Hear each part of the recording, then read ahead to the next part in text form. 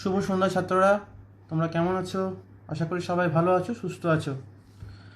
আজকে দেখো, আমি আলো অধ্যায়ের তৃতীয় ক্লাস এবং 16তম ক্লাস এমনি ইউটিউব ক্লাস শুরু করছি। তোমাদের ক্লাস 8-এর ভৌতবিজ্ঞান ক্লাস।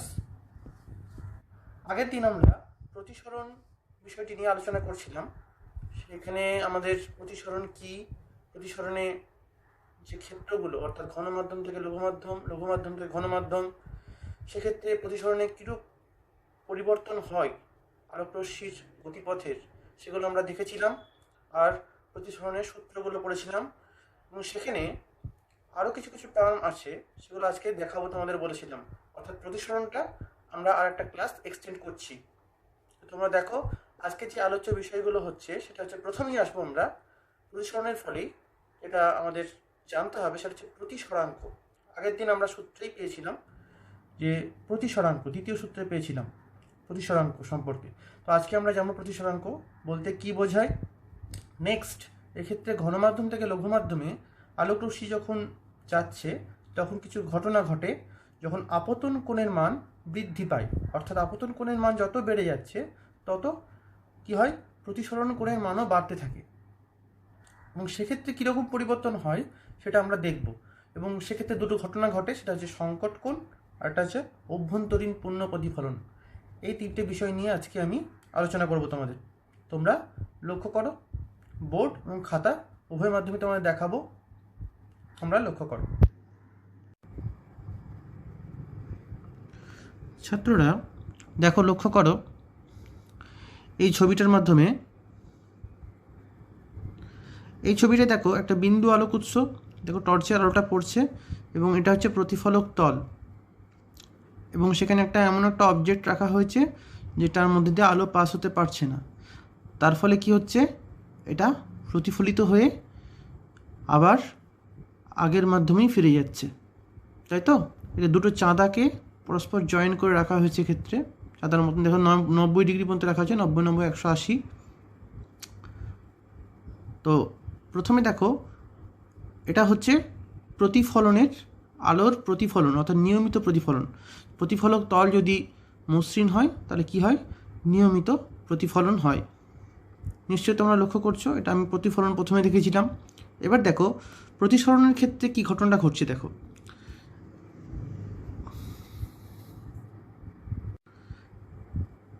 ছাত্ররা এবার দেখো এই ছবিটা দেখো। প্রথমটা যদি বায়ু মাধ্যম হয়, অর্থাৎ যেটা হচ্ছে লঘু মাধ্যম, এই দেখো কাঁচ মাধ্যমে প্রবেশ করার সময় দেখো আলোক রশ্মির গতিপথ পরিবর্তিত হয়েছে। এটা সোজা পথে চলে যাওয়ার কথা ছিল, কিন্তু যেই কাঁচের একটা দেখো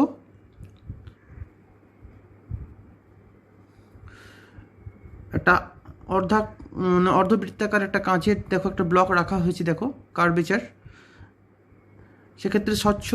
আর একটা মাধ্যমে প্রবেশ করছে বায়ু মাধ্যম থেকে কাঁচ মাধ্যমে, আলোক রশ্মির গতিপথ কীভাবে পরিবর্তিত হচ্ছে দেখো, এটা অবিলম্বের দিকে সরে এসছে। তাহলে ওটা যদি লঘু মাধ্যম হয় তাহলে পরেরটা হচ্ছে কি ঘনমাধ্যম। ঘনমাধ্যমে আলোক রশ্মির গতিপথ পরিবর্তিত হয়ে অবিলম্ব দিকে সরে এসছে। তাহলে এই ঘটনা হচ্ছিল কি, আলোর প্রতিসরণ। প্রতিসরণের সূত্রে কী পেয়েছিলাম? প্রথম সূত্র, আপতিত রশ্মি, প্রতিসৃত রশ্মি আপতন বিন্দুতে প্রতিসারক বা দুই মাধ্যমের বিভেদ তলের উপর অঙ্কিত অভিলম্ব সর্বদা একই সমতলে থাকে।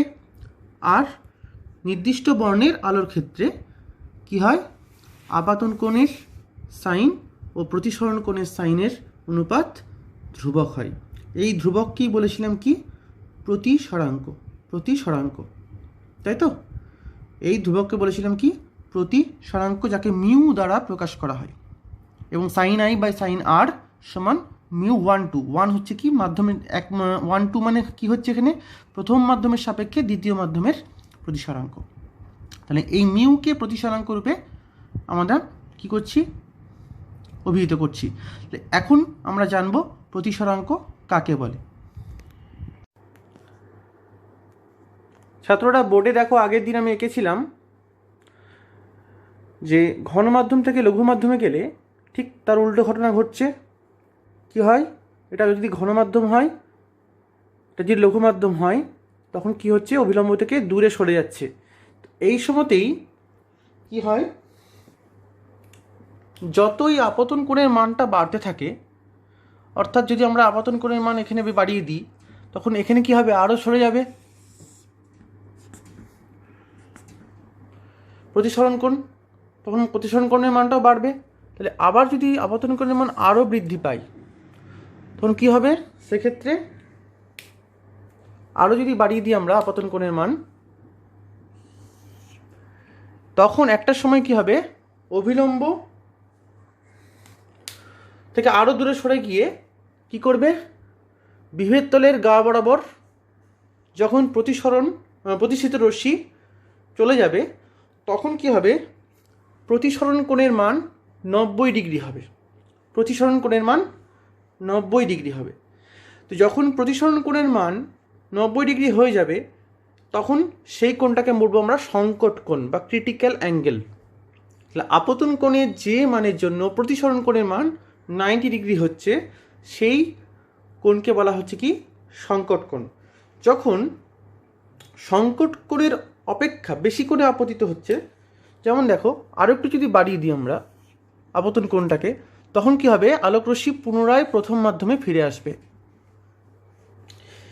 আলোকরশ্মি পুনরায় প্রথম মাধ্যমে ফিরে আসবে। যে এই যে প্রথম মাধ্যমে পুনরায় ফিরে চলে এলো ঘন মাধ্যমের আলোকরশ্মি, এই ঘটনাকে বলা হচ্ছে কি, অভ্যন্তরীণ পূর্ণ প্রতিফলন। অভ্যন্তরীণ পূর্ণ প্রতিফলন। দেখো সংকট কোণ, অভ্যন্তরীণ পূর্ণ প্রতিফলন আমি এখানে ছবির মাধ্যমে বোঝালাম। যখনই সংকট কোণ অপেক্ষা বেশি কোণে আপতিত হচ্ছে, চলো এই কোণটাতে এই ইনসিডেন্ট অর্থাৎ এটা যদি I1 হয়, এটা I2 হয়, এটা I3তে গিয়ে আমরা সংকট কোণ পেলাম, তাহলে I4-এ গিয়ে কী পাচ্ছি আমরা, অভ্যন্তরীণ পূর্ণ প্রতিফলিত যে রশ্মি, অর্থাৎ এটাও কিন্তু প্রতিসরণের ফলেই হচ্ছে, কিন্তু পুনরায় প্রথম মাধ্যমে ফিরে যাচ্ছে রশ্মিটা, এটাকে বলা হচ্ছে অভ্যন্তরীণ পূর্ণ প্রতিফলন। তো প্রথম যে টার্মটায় সেটা আসবো, যে প্রতিসরাঙ্ক বলতে কি বোঝায়, রিফ্র্যাক্টিভ ইন্ডেক্স। প্রথমেই দেখো লঘু মাধ্যম আর ঘন মাধ্যম, এই দুটো মাধ্যম আছে। তো এটার সাপেক্ষে এটা, তার যদি অনুপাত করি, তাহলে মিউ সমান কি, সাইন আই বাই সাইন আর। তাহলে যদি আমরা এটাকে 1 ধরি, এটাকে 2 ধরি, ঘন মাধ্যম থেকে লঘু মাধ্যমে যেহেতু যাচ্ছে, তাহলে মিউ 1 2, এটা সাইন আই, এটা সাইন আর। তাহলে এক্ষেত্রে কতগুলো আমরা সাইন আই পেয়েছি, দেখো এটা যদি I1 হয়,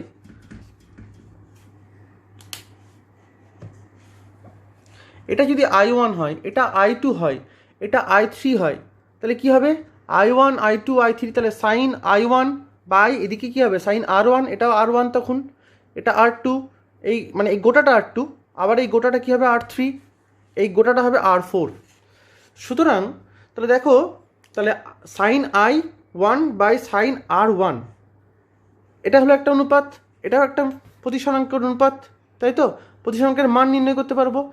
নেক্সট, এবার আই কোণ বা আর কোণের মানটা তোমাদের বলা থাকবে, সেটা অঙ্কের ক্ষেত্রে বলা থাকবে, তোমাদের অঙ্ক যখন দেখাবো তোমাদের দু একটা অঙ্ক, যদিও প্রতিসরাঙ্কের ব্যাপারটা তোমাদের এখানে 8-এ খুব ভালো করে নেই, আছে কিন্তু তোমাদের ক্লাস 10-এ, তবু আমি তোমাদের দু একটা অঙ্ক দেখিয়ে দেবো।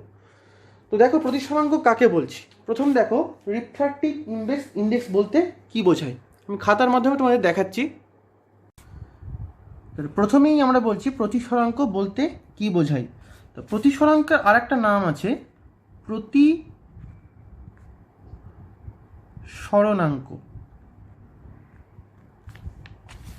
রিফ্র্যাক্টিভ ইন্ডেক্স, ঠিক আছে, ইংলিশ নাম লিখবে। আলোক বিজ্ঞানে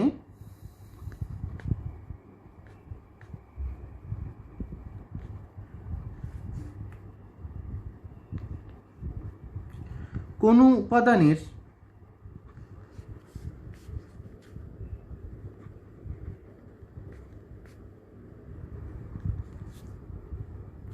প্রতিসরাঙ্ক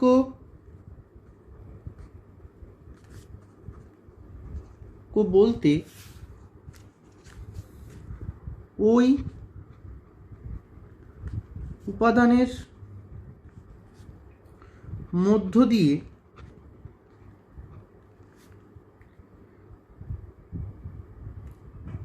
আলো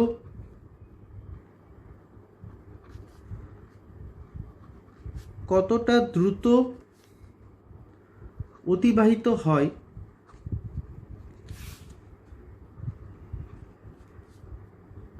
তার একটি মাত্রাহীন সংখ্যা। ঠিক আছে, এক্ষেত্রে যদি আমরা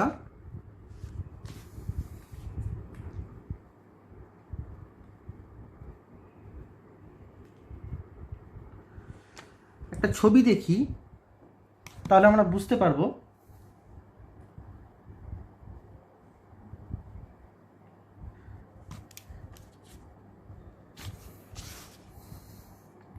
ধরো এখানে একটা কাঁচের ব্লক আছে,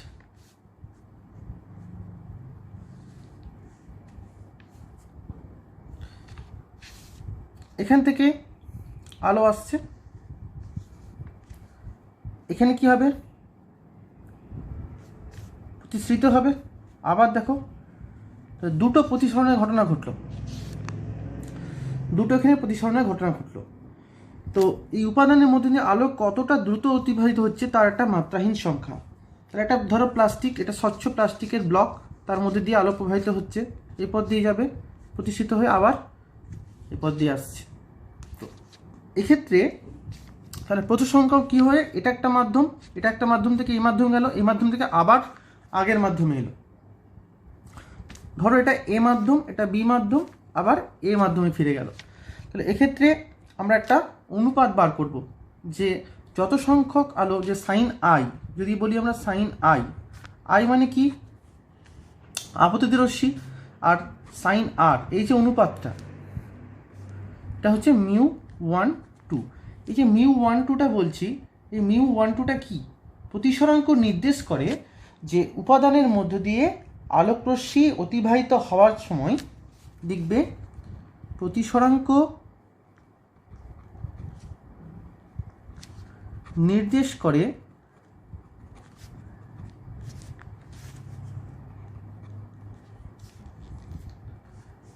কোনো উপাদানের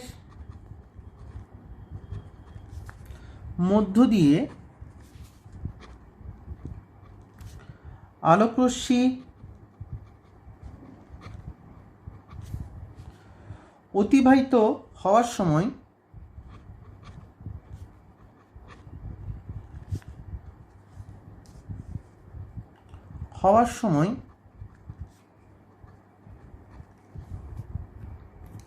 কতটা প্রসারিত হয়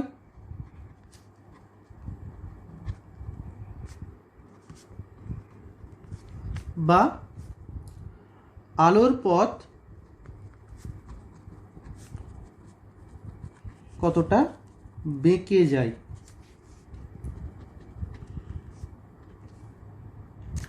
স্নেলের সূত্র দ্বারাই, যেটা আমাদের প্রতিসরণের দ্বিতীয় সূত্র ছিল, স্নেলের সূত্র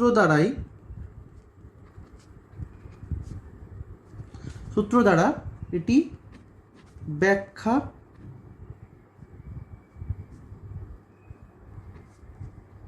করা যায়। ওকে, তাহলে কোনো মাধ্যমের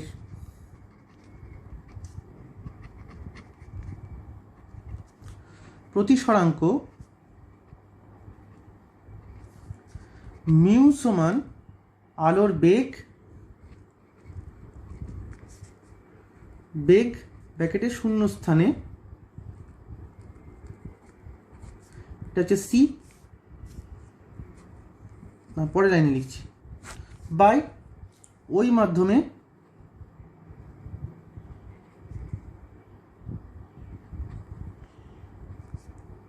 আলোর বেগ। তাহলে মিউ সমান কি বলতে পারি আমরা, সি বাই ভি। মিউ সমান সি বাই ভি, যেখানে সি হচ্ছে কি শূন্য মাধ্যমে আলোর বেগ, আর ভি হলো কি ওই মাধ্যমে, মানে ওই নির্দিষ্ট উপাদানে আলোর দশাবেগ। আলোর দশাবেগ কেন বলছি, আলোটা যে দশায় আছে, যে মাধ্যমে যে দশায় রয়েছে, অর্থাৎ আপতিত হচ্ছে আপতিত দশা, প্রতিষ্ঠিত হলে প্রতিষ্ঠিত দশা, তাহলে ওই মাধ্যমে আলোর বেগ। দশাবেগও বলতে পারি বা আলোর বেগও বলতে পারি, ওই মাধ্যমে আলোর বেগ। তাহলে আলোর বেগ শূন্যস্থানে বা ওই মাধ্যমে আলোর বেগ নির্দিষ্ট উপাদানের ক্ষেত্রে, ব্র্যাকেট লিখবে নির্দিষ্ট উপাদানের ক্ষেত্রে অবশ্যই, কারণ আমরা স্নেলের সূত্রে পড়েছিলাম নির্দিষ্ট বর্ণের ক্ষেত্রে এটা প্রযোজ্য। তাহলে মিউ সমান কি C/V। যেমন উদাহরণস্বরূপ যদি বলি জলের প্রতিসরাঙ্ক 4/3 বলতে বোঝায় শূন্য মাধ্যমে আলোর বেগ জলের আলোর বেগ অপেক্ষা 4/3 গুণ বেশি। যদি একটা এক্সাম্পল দিই আমরা,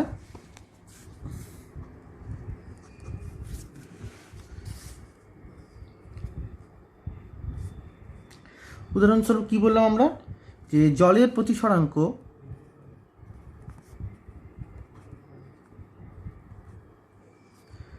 4/3 বলতে বোঝায় শূন্য মাধ্যমে আলোর বেগ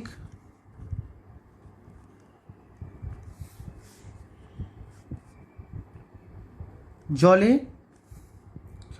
আলোর বেগের তুলনায়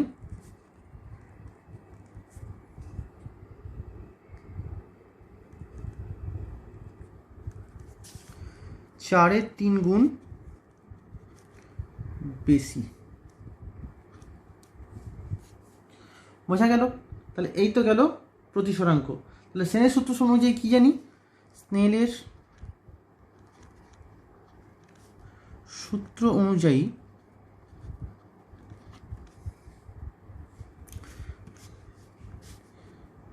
μ1 ইন্টু সাইন θ1 সমান হচ্ছে কি μ2 ইন্টু সাইন θ2, যেখানে μ1 সমান হচ্ছে প্রথম মাধ্যম,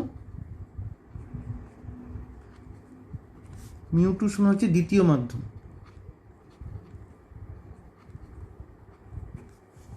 বাট আলো যেখান দিয়ে যাচ্ছে, অর্থাৎ আপতিত রশ্মি যেদিক দিয়ে যাবে সেটাকে প্রথম মাধ্যম ধরবো, আর যেদিকে প্রতিষ্ঠিত হবে সেটাকে দ্বিতীয় মাধ্যম ধরবো। তাহলে যেমন দেখো, একটা ছবি আঁকছি আমি,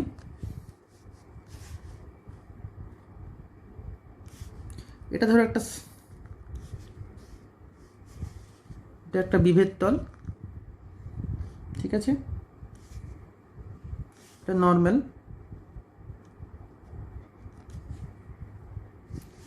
তাহলে এখানে যাচ্ছে,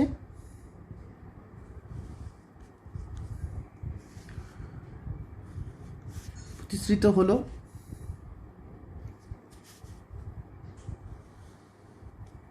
তাহলে আমি কালারিং করতে পারছি না জায়গাটাকে।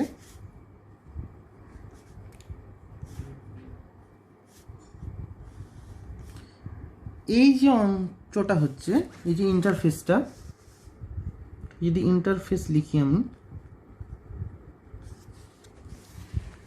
তাহলে এইটা হচ্ছে রিফ্র্যাক্টিভ ইন্ডেক্স।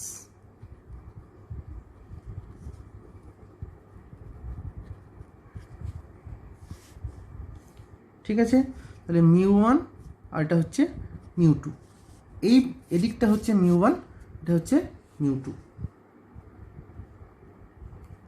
এটা প্রতিসরণ দেখানো হয়েছে প্রতিসরণের মাধ্যমে। তাহলে সাইন μ1 সাইন θ1 সমান μ2 সাইন θ2। θ1 হচ্ছে এটা I1 হতে পারে, আর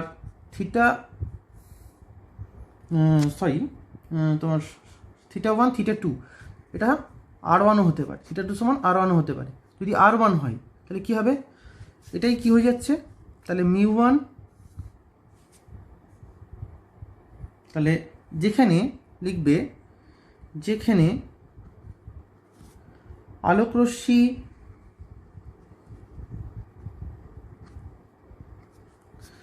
μ1 ও μ2 প্রতিসরাঙ্ক বিশিষ্ট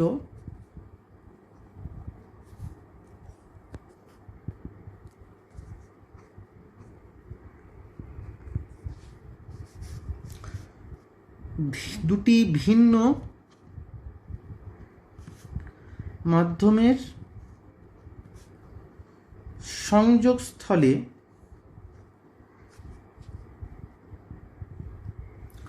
আপতিত হয়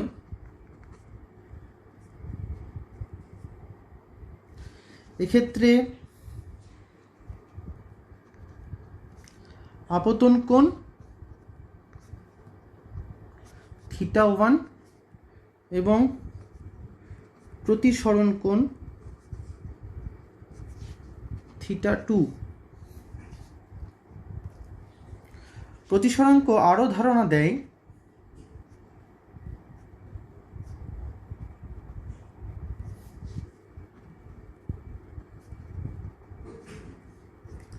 দুটি ভিন্ন মাধ্যমের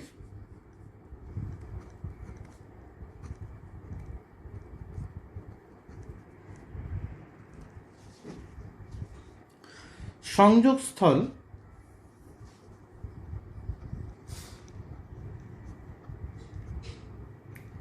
সংযোগস্থলে দুটি ভিন্ন মাধ্যমের সংযোগস্থলে আলো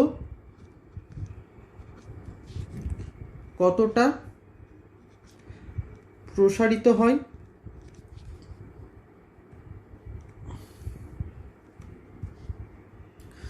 সংকট কোণ অভ্যন্তরীণ পূর্ণ প্রতিফলন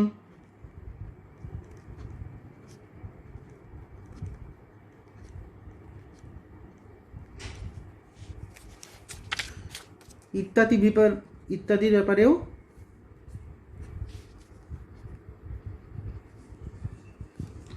ধারণা দেয়।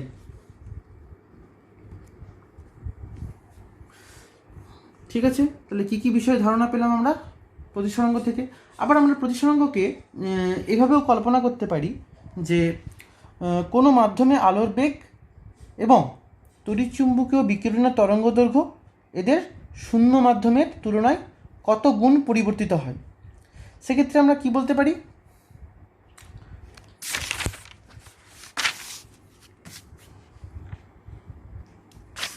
আবার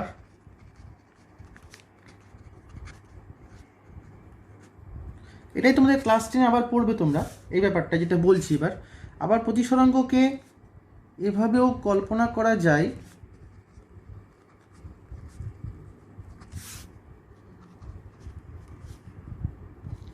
যে কোনো মাধ্যমে আলোর বেগ এবং তড়িৎ চৌম্বকীয় বিকিরণের তরঙ্গদৈর্ঘ্য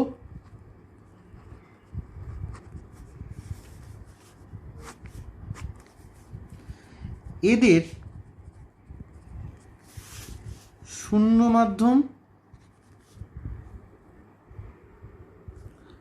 শূন্য মাধ্যমের মানের তুলনায় কত গুণ পরিবর্তিত হয়। ব্যাপারটা হয়তো তোমাদের একটু মাথার উপর দিয়ে যাচ্ছে, কিন্তু দেখো এবার একটু বোঝাচ্ছি আমি তোমাদের। ওই মাধ্যমে আলোর বেগ ভি সমান হচ্ছে c/n এবং একই মাধ্যমে এটা ধরা হলো একই মাধ্যমে তড়িৎচুম্বকীয়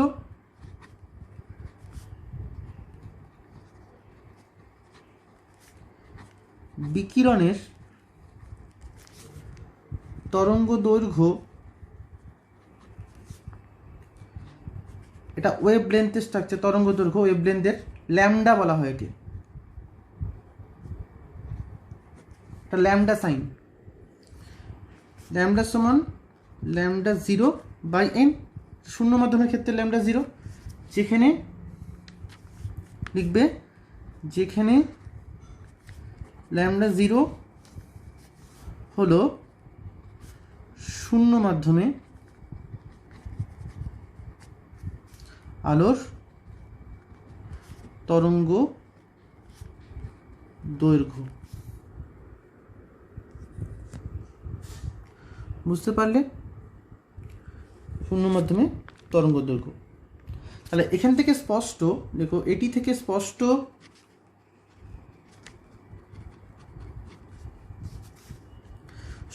যে শূন্য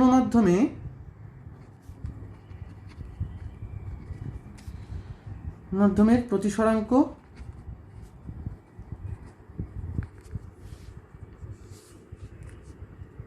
ওয়ান এবং যে কোনো মাধ্যমে কম্পাঙ্ক প্রতিসরাঙ্কের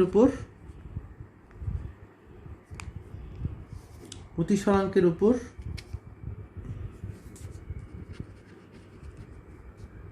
নির্ভরশীল নয়।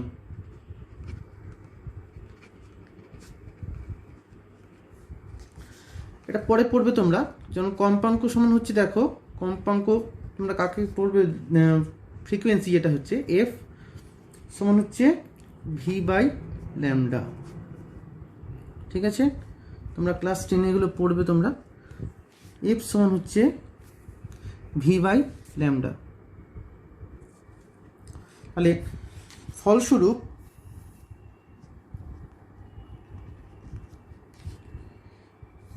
কি বলতে পারি আমরা, মানুষের চোখে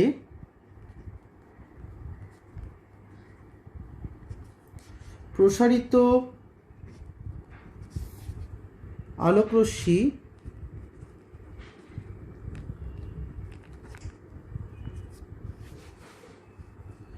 যা কম্পাঙ্কের উপর নির্ভরশীল নয়,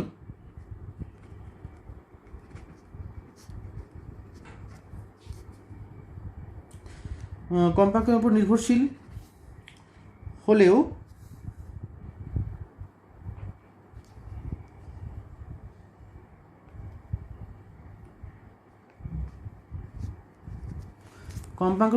হলেও প্রতিসরাঙ্কের উপর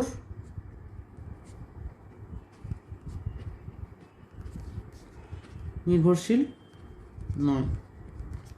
তাহলে আমরা কি দেখলাম, যে শূন্য মাধ্যমে আলো তরঙ্গদৈর্ঘ্য, এটিতে স্পষ্ট যে শূন্য মাধ্যমে প্রতিসরাঙ্ক 1 এবং যে কোনো মাধ্যমে কম্পাঙ্ক প্রতিসরাঙ্কের উপর নির্ভরশীল নয়, কারণ কম্পাঙ্ক কি হচ্ছে ভি বাই ল্যামডা, এফ সমান ভি বাই ল্যামডা। ফলস্বরূপ মানুষের চোখে প্রসারিত আলোকরশ্মি যা কম্পাঙ্কের উপর নির্ভরশীল হলেও প্রতিসরাঙ্কের উপর নির্ভরশীল নয়। তার জন্য কি হচ্ছে, প্রতিসরাঙ্ক তরঙ্গ দৈর্ঘ্যকে প্রভাবিত করলেও এটি কম্পাঙ্ক আলোর বর্ণ শক্তির উপর নির্ভর করে। কি লিখবে, প্রতিসরাঙ্ক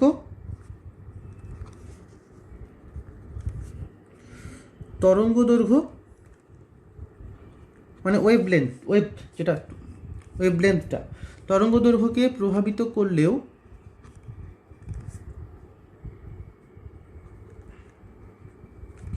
এটি কম্পাঙ্ক আলোর বর্ণ ও শক্তির উপর নির্ভর করে। তাই এদের সম্মিলিত প্রভাবের ফলে সাদা আলো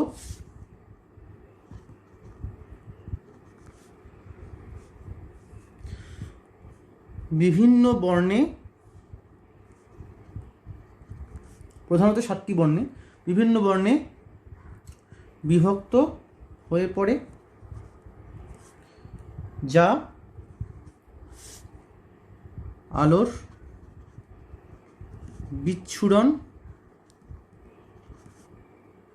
নামে পরিচিত।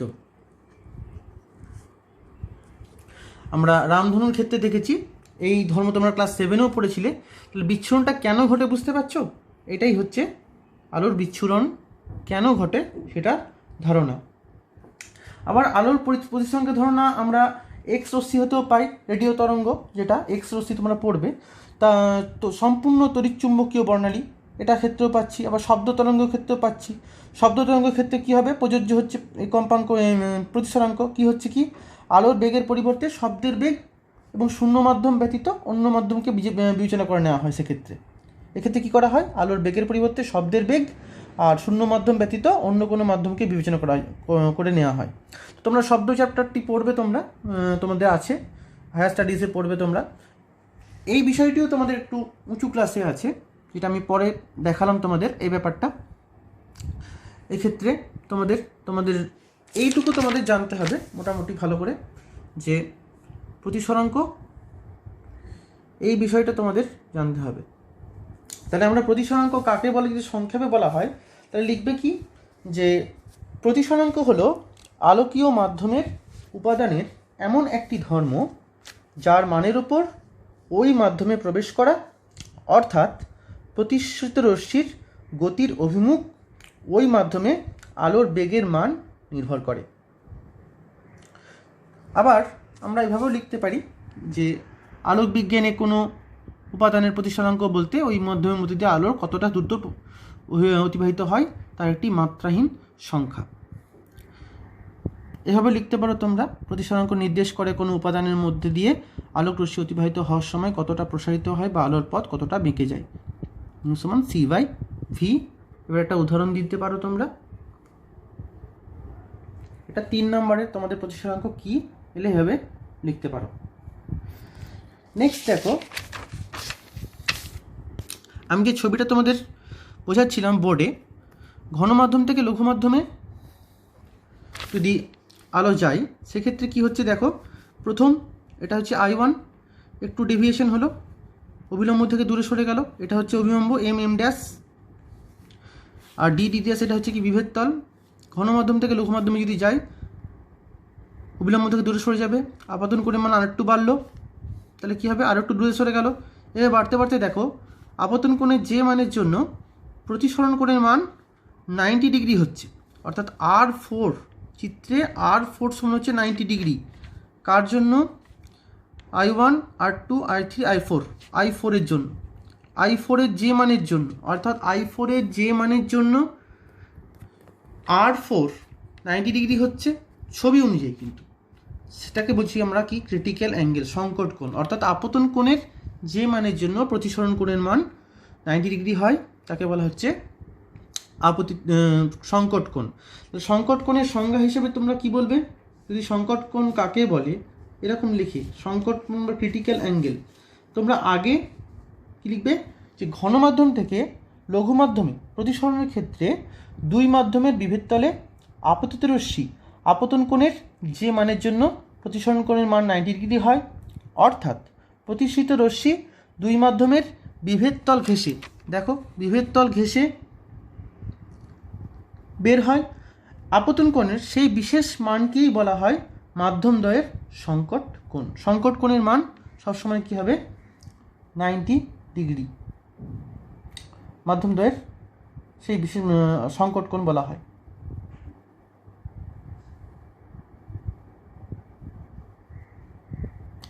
সংকট কোণের মান 90 ডিগ্রি হচ্ছে, তাই তো, না, আপতন কোণের সেই বিশেষ মানকে মাধ্যমদ্বয়ের সংকট কোণ বলা হয়।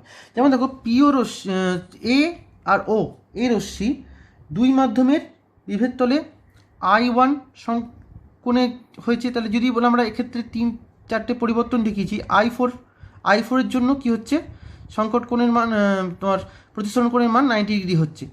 তাহলে এক্ষেত্রে সংকট কোণের মান কার উপর ডিপেন্ড করছে, মাধ্যমের প্রকৃতি আর আপতিত আলোর বর্ণের উপর ডিপেন্ড করছে, আপতিত আলোর বর্ণের উপর ডিপেন্ড করছে।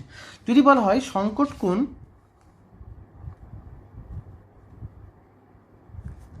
ও প্রতিসরাঙ্কের মধ্যে সম্পর্ক, কি বলবে, ধরা যাক বায়ু মাধ্যম সাপেক্ষে কোনো ঘনতর মাধ্যমের প্রতিসরাঙ্ক মিউ। এটা তোমাদের পরীক্ষায় আসে। সুতরাং ওই মাধ্যম থেকে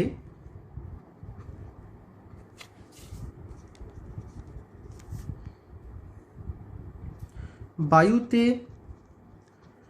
প্রতিসরণের ক্ষেত্রে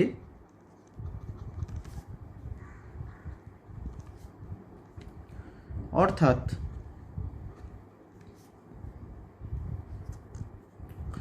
সংশ্লিষ্ট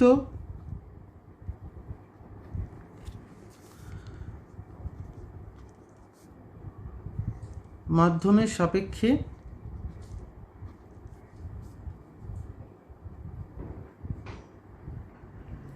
বায়ু মাধ্যমের প্রতিসরাঙ্ক হবে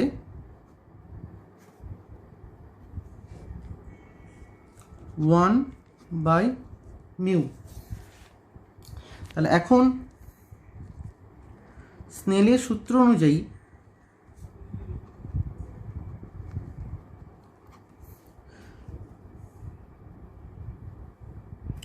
ওই মাধ্যম থেকে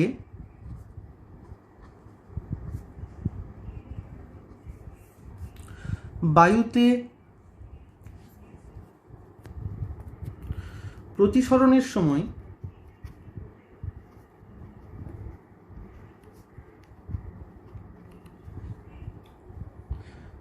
দুই মাধ্যমের বিভেদ তলে আপতিত রশ্মির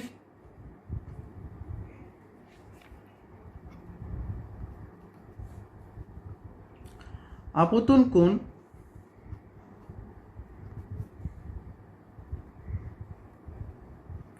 ও প্রতিসরণ কোণ যথাক্রমে I এবং R।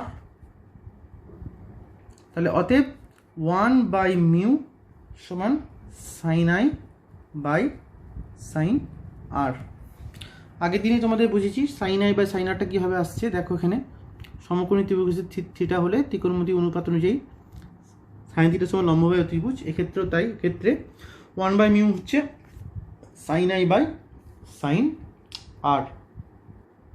তাহলে এখন I সমান হচ্ছে থিটা সি, আপাতন কোণের যে মানের জন্য প্রতিসরণ কোণের মান 90 হচ্ছে, তার I সমান থিটা সি যদি হয়, থিটা সি হচ্ছে সংকট কোণের যে অ্যাঙ্গেলটা। তাহলে R সমান হচ্ছে কত 90°। তখন R এর মানটা আমরা জেনে গেছি, অলওয়েজ কত হবে প্রতিসরণ কোণের মান 90° হবে। যখন আপাতন কোণ মান সংকট কোণ, এই থিটা সিটা এর বার করবো আমরা। তাহলে এবার কি হচ্ছে সাইন থিটা সি, তাহলে অতএব sine theta C by sine 90° সমান হচ্ছে 1/μ। যেহেতু সাইন 90°, এটা মানটা তোমরা মনে রাখবে 1, এগুলো ট্যানজেন্টের মানগুলো আছে তোমাদের, পড়বে তোমরা। Sine theta, cos sine 90°, sine 45°, sine 30°, এগুলো সব মান আছে। সাইন 90° সমান হচ্ছে 1, তাহলে অতএব সাইন থিটা সি সমান হচ্ছে কি 1/μ। 1/μ, তাহলে এটাই হলো সম্পর্ক। তো সাইন থিটার মানগুলো আমি তোমাদের লিখে দিচ্ছি, তোমরা একটু তৈরি করে নাও। এগুলো তোমরা দেখে নেবে যে এখন সবগুলো মুখস্থ করার দরকার নেই। থিটার মান এটা 0°, 30°, এই মানগুলো তোমাদের বেশি জানতে হবে। 45°, 60°, 90°, 180°। তো থিটা সাইন থিটার ক্ষেত্রে কী হবে 0, সাইন 0 0, সাইন 30 1/2, সাইন 45 1/√2, আর এটা হচ্ছে √3/2, সাইন 90 1, 0। এই মানটা ভালো করে তোমরা তৈরি করে নেবে।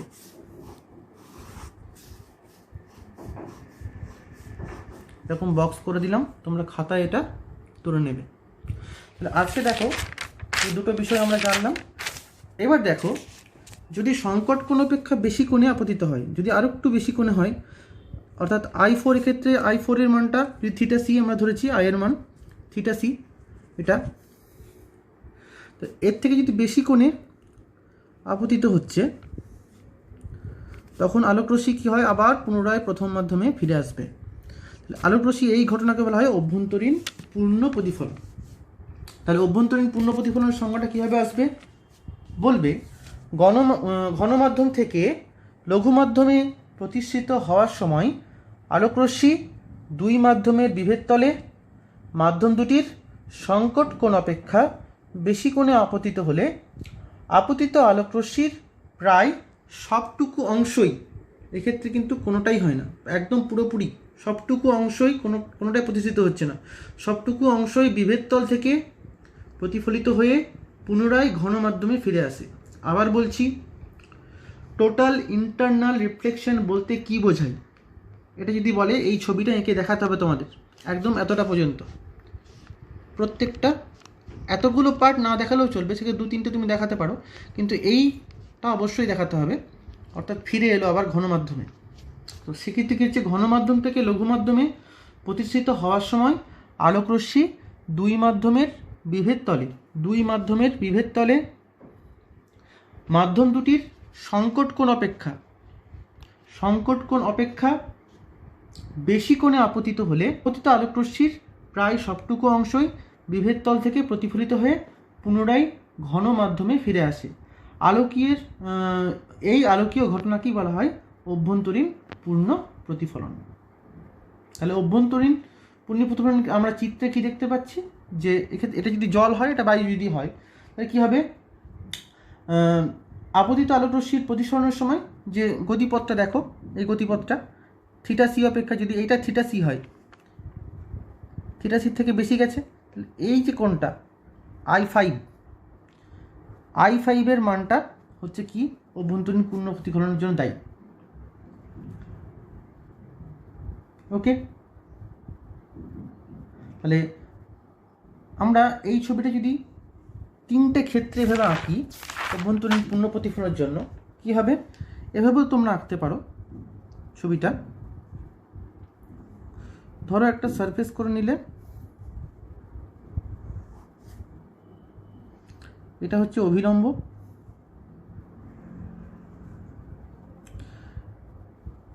এটা একটা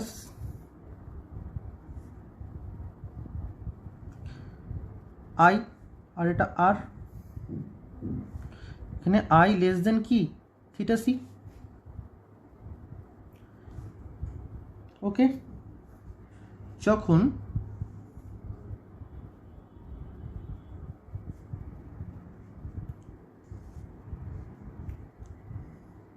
এটাও একটা I, এটাও R, কিন্তু এখানে কি হচ্ছে, I সমান থিটা সি, কারণ এটা 90 ডিগ্রি হয়ে গেছে, এটা লেস দেন 90 ডিগ্রি, বিভেদ তলে গা বরাবর ঘেঁষে যাচ্ছে। যখন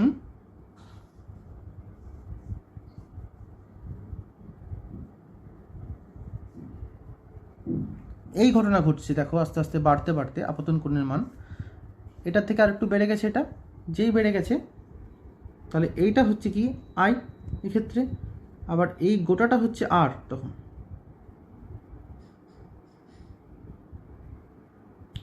যদি আমরা প্রতিসৃত রশ্মির অ্যাঙ্গেল দেখি, তাহলে সেক্ষেত্রে এটা পুরোটা আসছে, কিন্তু ঘটনাটা এরকম ঘটে না, তখন কিন্তু প্রতিফলন ঘটে যাচ্ছে, তখন আমরা এটা আর হিসাব করবো না, তখন এই মাধ্যমে যেহেতু ফিরে আসছে, তখন I সমান R হয়ে যাচ্ছে। তাহলে I greater than theta C এক্ষেত্রে, কিন্তু I সমান R হয়ে যাচ্ছে, পুরোটাই ঘন মাধ্যমে চলে আসছে। এটা ঘন মাধ্যম,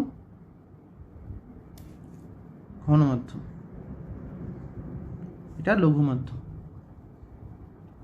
তোমরা ছবিটা 3টে এইভাবে দেখাতে পারো, আবার একটার মধ্যেও দেখাতে পারো, তোমরা দেখাতে পারো।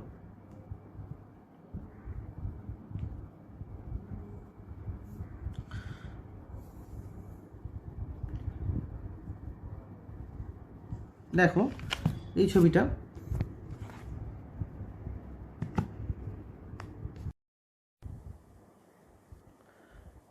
ছাত্ররা এই ছবিটা লক্ষ্য করো। এই ছবিটার মাধ্যমে তোমরা অভ্যন্তরীণ পূর্ণ প্রতিফলন ও সংকট কোণ একসাথে দেখাতে পারো। আবার যেটা আগে দেখালাম 3টে ছবির মাধ্যমেও দেখাতে পারো। তাহলে আজকে প্রতিসরাঙ্ক, সংকট কোণ ও অভ্যন্তরীণ পূর্ণ প্রতিফলন সম্পর্কে তোমাদের ধারণা দেওয়া হলো। তোমরা ভালো করে এগুলো পড়বে। আজকে ক্লাস তোমাদের এই পর্যন্তই। পরের দিন আমি অভ্যন্তরীণ পূর্ণ প্রতিফলনের বাস্তব উদাহরণ সম্পর্কিত মরুভূমির মরীচিকা নিয়ে ব্যাখ্যা করব তোমাদের কাছে। সবাই ভালো থেকো, সুস্থ থেকো। Goodbye class. Thank you.